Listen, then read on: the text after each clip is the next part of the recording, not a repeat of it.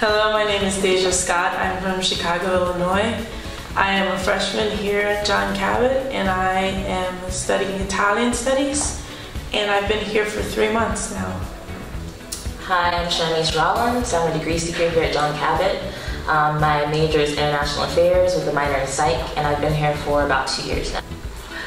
Hello, my name is Alexandra Maloney. I'm an American student from the Washington Metropolitan. I'm currently a senior graduating this December from John Cabot University, which is located in Rome, Italy. I study international affairs, and upon my graduation, I will be starting an internship at the U.S. State Department. Go for it. Hi, I'm Stella Milita Belgrave. I was born and raised in New York, first American born in my family. My mother's from Sicily, my dad's from Barbados. I'm studying here at John Cabot University. I'm an undecided major.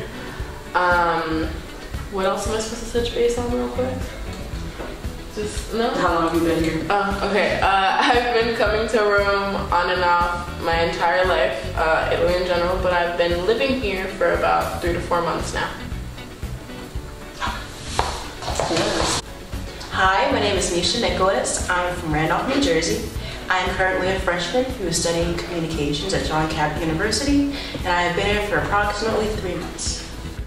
I'm Handel Durham. I'm from Memphis, Tennessee. I'm a senior here at John Cabot. This is my 5th year here actually, because I'm a double major in humanities and international affairs. I'm part Italian, and then I'm all American from there. And yep. So, to start off, we'll take a look at our time in Rome just generally from our own perspectives. And to begin, I wanted to ask, so what does your family and friends think about you coming to Italy, and not just for a vacation or not just for a study abroad, but for your full 4-year degree here at John Cabot? Well, as the first person who's ever wanted to study in another country for my whole degree, my parents were afraid. The first thing they told me was, "You're going to be killed."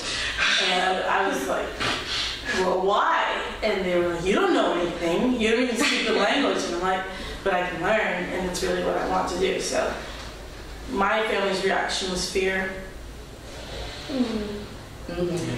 I wanted to come here when I was a junior in high school. I discovered John Cabot, and I immediately told my dad that this is where I knew where I wanted to go to school, and that was the only place I really wanted to go. And it was tough, like to convince them to let me go. You know, they were scared a lot like that. You know, I mean, I'm my dad's like prized possession, so it's like, oh, you know, anything happened to him, like he loses his mind. But yeah, it was a little difficult. But my mother was a little more giving, just because it was a little more about it, because you know because of her Italian roots, so. She thought it'd be good for me, especially since she didn't teach me Italian, so we're Pause, guys. Yeah, I don't know.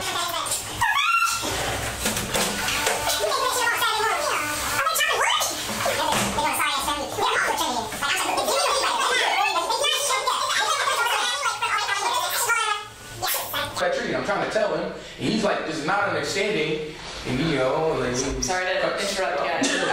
We're short on time. Also, when you talk, you can talk normal. You don't have to shout. Okay. This mic picks up. That is how we talk. I realize that, but you're filming. Okay. Sorry. So like I was saying, my mother and grandmother came with me the first 2 weeks, and that put my dad's mind a little at ease.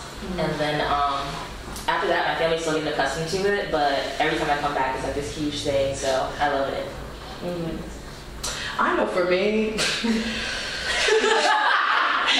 it was a big thing for me to be going to college, period, like with my family. So for me to say, I'm going overseas alone to this school, I don't know anybody, I don't know how it's going to be, how Italians are going to treat me, what the people at the school are going to be like, was just like the most devastating thing to people in my family. I mean, people were supportive, but there was always that skepticism there from some people. But then after I came here, and I would tell them, be like, no, it's cool, like the people are cool, the school is nice. Then everybody kind of calmed down. And as far as my family, everybody is so pumped to come for the graduation in May. I mean, they are so ready. They're like, I'm coming, I want to see the whole city, and da da da da da. So, you know. But back then it was dangerous. And scary. So moving on, why do you all think that people in the black community in the States don't go abroad as much? I think I have 2 reasons, and I thought about this. Accessibility, first of all, it's very expensive. So a flight on average from here to America or from America here round trip is going to cost you about $1,500, give or take. And also, that's the accessibility part. So it costs money, and I'm not saying like all black people are poor in America, because that's not true. But for the most part, it's a lot of money. And you have to think about food, souvenir spending money, and you have to think about accommodation. So that's going to run you about $3,000 if you're going to take a trip to go abroad for, say, 2 weeks. More than that sometimes. And the second reason is sometimes we don't know. Like, so going back to my parents, their reaction to me wanting to go abroad, they think of everywhere is Iraq. That is their basic thinking. And that's sometimes it's fear of the unknown, and sometimes you just don't know about it, so you don't want to go out. So you know, as for me, it's very interesting. When I was trying to convince my parents to let me come over here, one of the factors that meant a lot for them is that compared to all the other private schools in the States, private colleges that I applied to, John Cabot was the cheapest one. John Cabot was the cheapest one. Even today, John Cabot's still cheaper. So at the end of the day, including and of course, like airfare and everything, I probably, if I went to school in Moraga, California, in St. Mary's, that would have cost me about $100,000. By the time I got to this point, I've already spent, maybe, like my parents have probably already spent, and plus the couple loans I've had, probably about a little, like at least $120,000. It's been spent. But if I had done this in St. Mary's, it would have been. I've been like $200,000 in debt. But and this was an experience where it was the best deal. It was kind of a why not kind of thing. If this is like a chance of a lifetime, why would you not do it? I mean, kind of from most aspects of, like, John Cabot is cheaper in comparison to most schools, even community college, like state of Oregon. Airfare, dorms, and university, it's less here. I mean, but I'd say for the average college, including dorms, it's around the same price. But I don't know, when it comes to black people studying abroad, I know in my scenario, it's kind of more people worry about how will a black girl be treated up there? How will that happen? For me, I've kind of had both experiences, whereas I'm just a person studying abroad. Considering that I'm half Italian, my real friends are like, oh, you're just Italian, you're going home.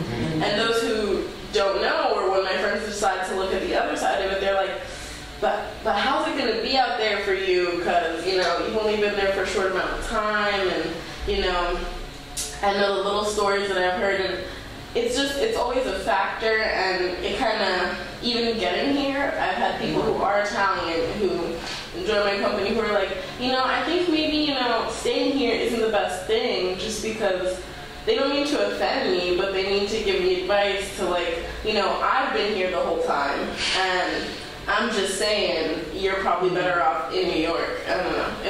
It's all over the place. Yeah, and when I always get asked, when I go back home to visit, they always get asked, so what is it like, being black American, racist over there? Right. Racism. I mean, I'm from Memphis. I'm from Memphis, and so for me, everyone thought I was crazy, like especially all the black folk, the black community.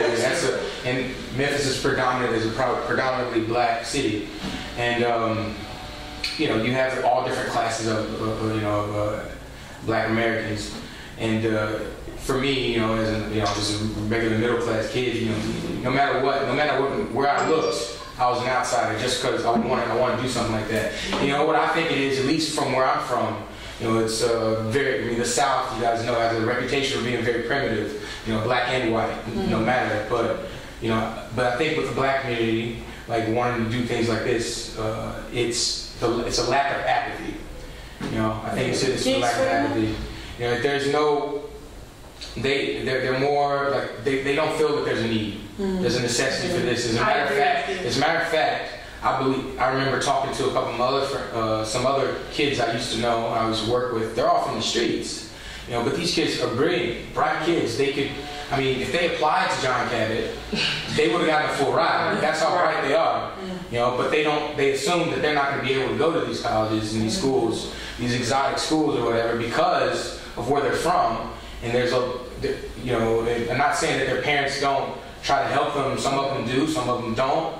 But even the parents that do try to help them, they have this idea that, you know, it's a very, you know, primitive mindset. You know, they're not ready to approach the 21st century. Everyone's still in this old mindset. And one of the reasons I came here is because it was I knew from a very young age that I need to globalize myself. Like I got tired of seeing kids. Throughout my entire academic career in the States, I've been in classrooms with kids. There's been at least 3 kids that are bilingual and beyond. You know, they speak in French or Spanish, mostly. And here, and I'm around all these different people. Everyone's bilingual and beyond. And almost everyone's like 80-some%. You know, and then I think about, you know, think about home in America, and I just feel, I was like, wow, my American peers are not ready for the future. They're not ready for the 21st century. And like, as these kids that we go to school with now, they want what we want in the States, and they're coming entitled, you know, and they're willing to pay for our education. They're willing to go through the system. They're willing to actually take risks and come to America and take the jobs we have. And just because some small factor, as in one factor of them being multilingual, makes all the difference. Makes all the difference. So when we think about what it takes to actually come to John Cabot, for example, when people ask me, well, how did you apply? How did you get in? How long did it take? And I tell people, I say, John Cabot, you just apply like every other American university. It's a regular college application online. And, you know, you do the financial aid process since you're American, just like you would back home. The only difference is you fill out a visa application, which is, you know, a process in its own. It's free. You just follow the steps, and boom, you're on the world. I done been through a whole lot. Trial, tribulation, but I know God. Satan wanna put me in a bow tie. Pray that the holy water don't go dry, yeah. As I look around me, so many motherfuckers wanna down me, but enemy gon' never drown me. In front of a dirty double mirror, they found me, and I love myself.